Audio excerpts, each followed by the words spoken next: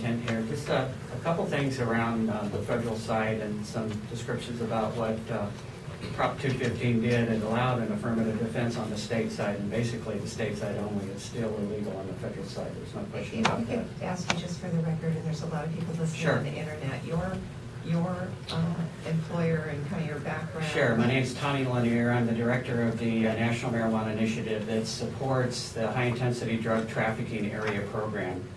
That's a grant program? That's a grant program funded through the White House Drug Policy Office, the Office of National Drug Control Policy. There's 33 HIDAs throughout the United States, and my job is to provide oversight for those HIDAs to look at all marijuana impacts related to those investigations and targeting major traffickers, whether it's outdoor, indoor, and in many cases, medical marijuana. We have 15 states now in the District of Columbia that has approved this.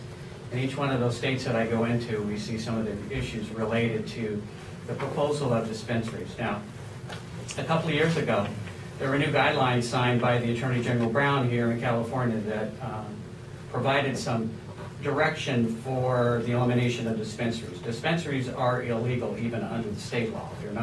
They're not legal under any of the state law, and they're of course not legal under any of the federal law.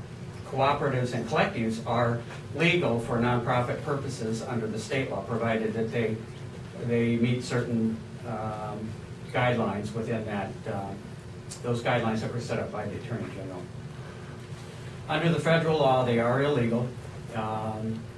The government, and you mentioned, I think, sir, about the issue related to Oakland. Oakland pulled back their issuance of permits because the issue related to facilitation of drug trafficking, and that was what was brought up before the Oakland Board of Supervisors, that they were encouraging and embarking upon facilitation of allowing dispensaries or large collectives or warehouses, which means those profits would not go back to the city. The federal government would come in and take those profits, and that's basically what was told to the city of Oakland, that they're in violation, much like the permit system that would happen for any type of dispensaries. That's the same thing.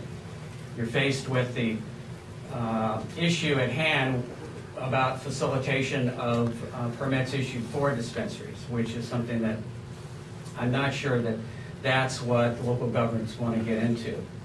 The other thing is that we need to look at the supply side for these dispensaries. People don't wake up every morning and the marijuana ferry doesn't fill up the little cubby holes full of marijuana for these people to come in and actually get the so-called medicine. The supply side is very intricate through a trafficking organization that brings in, which is also illegal, that brings in a significant amount of marijuana to supply these dispensaries.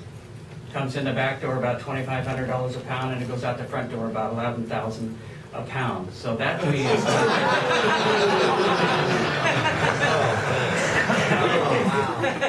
I knew I'd get some discussion on that one. So that in itself is a non-profit organization, purely for the fact of gaining large sums of money. And you saw some of the things up here that they provide security. That takes a lot of money to do something like that, if in fact you're going to embark upon opening a collective.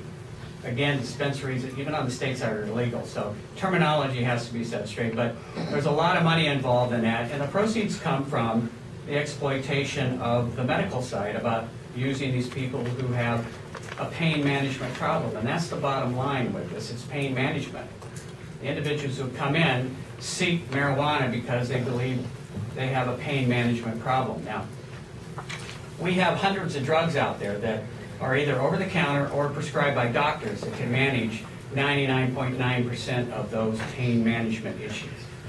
The federal government is also doing research currently at this time with some pharmaceutical companies to actually look at the use of certain cannabinoids.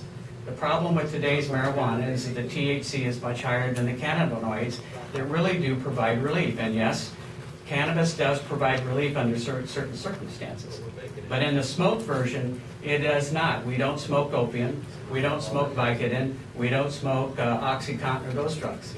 There's an efficacy. If you would pardon one moment. Audience, you're being disrespectful, and you don't gain support that way. If I would please ask you to, if you need to talk to your neighbor, whisper, but it's inappropriate to be sending out little messages. We're going to listen to everybody today, and we're going to be respectful. We're going to ask the same from you. Please continue. Thank you. The issue about all of those drugs and the efficacy really is for the safety of the patient, and that's the bottom line. Even people that choose to smoke marijuana for the purpose of managing pain, there needs to be a process that provides the efficacy and safety for those individuals. Raw marijuana is not safe for anybody. It's unknown as to the THC quantification if they're smoking 2% or 22%. It's unknown to having somebody say that this marijuana is good for this ailment or for that ailment, because these people are not doctors.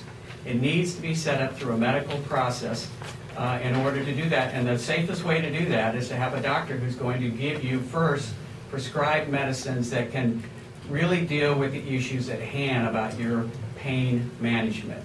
But rest assured, the federal government is extremely interested in this. A lot of people seem to think that the current administration is not. And some of the messages that come out from the Attorney General's office make it very clear that the Attorney General is very concerned about medical marijuana and the distribution and trafficking of such in all marijuana cases. So I think the board has some very significant issues to look at in discussion, and when they review all of the evidence put forth of them. But those are some things that I can offer you at this time about where the feds are with this, and I'd be happy to take any questions.